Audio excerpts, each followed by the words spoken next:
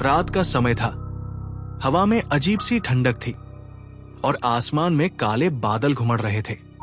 सड़क वीरान थी, दूर दूर तक कोई रोशनी नहीं थी। सूरज पूरी तरह डूब चुका था और अब सिर्फ अंधेरा था। रवि अपनी कार चला रहा था। उसे एक अजनबी गांव के पास से गुजरना था जिसका नाम था कालापुर। बस कुछ ही घंटों की बात है, फिर मैं इस डरावने रास्ते को पार कर जाऊंगा, रवि ने खुद से कहा। लेकिन उसे नहीं पता था कि यह गांव उसकी जिंदगी हमेशा के लिए बदल देगा। रवि एक फोटो जर्नलिस्ट था। उसे अक्सर अनजान जगहों पर जाना पड़ता था।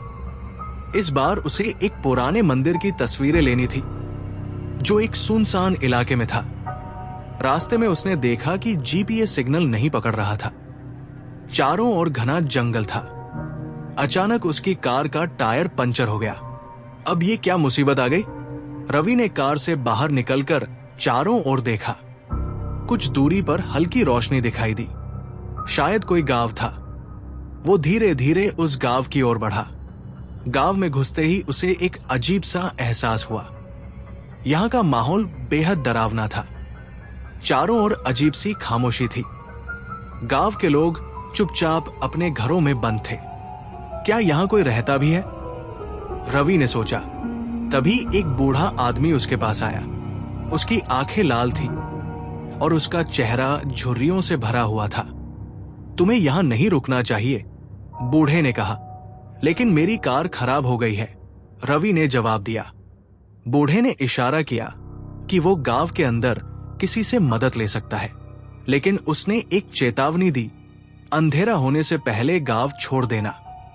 रवि को यह सुनकर झुरझुरी हुई। गांव के हर घर के दरवाजे बंद थे। रवि ने एक दो घरों के दरवाजे खटखटाए, लेकिन कोई बाहर नहीं आया। आखिरकार एक छोटी सी झोपड़ी से एक महिला बाहर निकली। वो घबराई हुई लग रही थी। तुम्हें यहां नहीं होना चाहिए, उसने धीरे से कहा, लेकिन मेरी मदद करो। मेरी कार खराब हो गई है, रवि बोला। महिला ने एक पेड़ की ओर इशारा किया जिसके पास एक आदमी खड़ा था।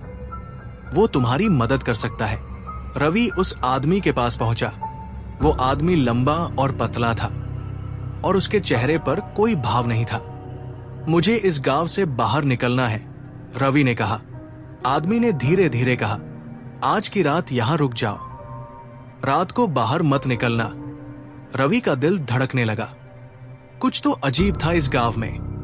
रवि ने गांव के एक छोटे से कमरे में रात बिताने का फैसला किया।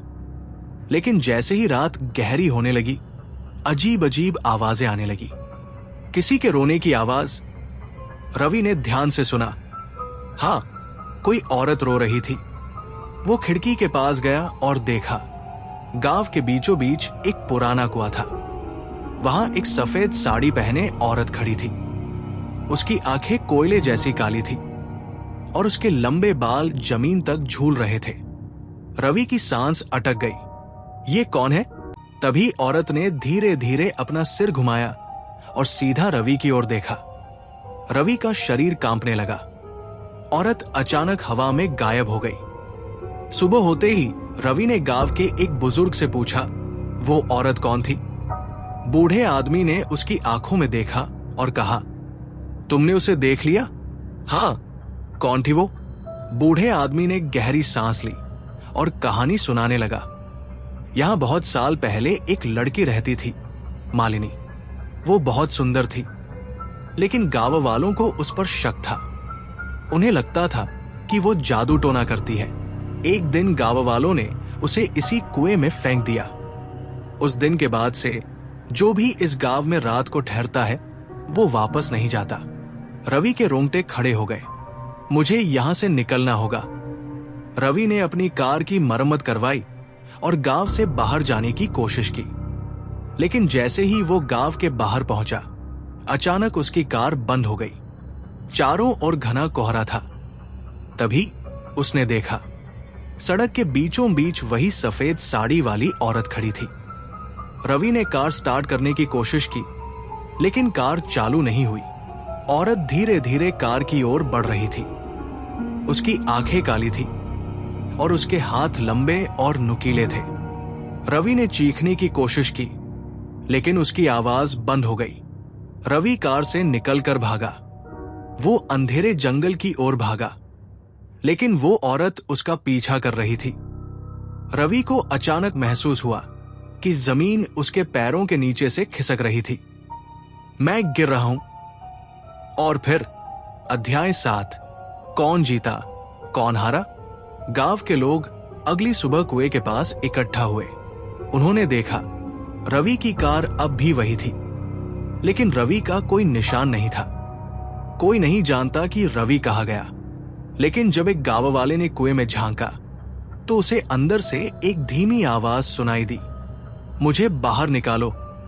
कुछ रहस्य कभी हल नहीं होते, कुछ कहानियां कभी खत्म नहीं होती, और कुछ आत्माएं कभी नहीं मरती।